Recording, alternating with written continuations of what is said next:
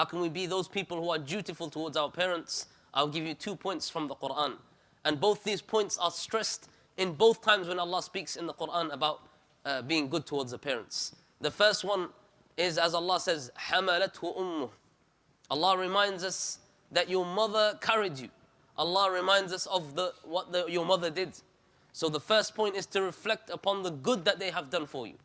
The first point is to reflect upon how they looked after you when you were a child and they brought you into this world.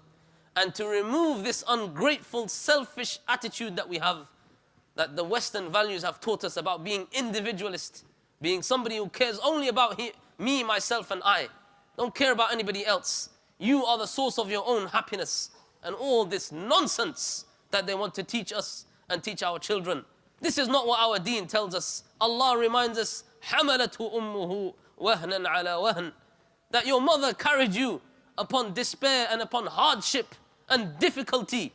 And you want to say now it's all about me and myself and I. And you don't care about what happens with your mother when she goes into old age. You forget the goodness that she did for you. Or your father that put the roof over your head.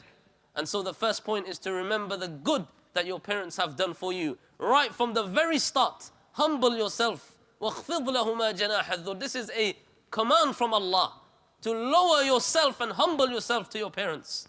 Don't ever you think that my parents did this and they were harsh and here and they did this to me and sometimes they hit me and sometimes they disciplined me.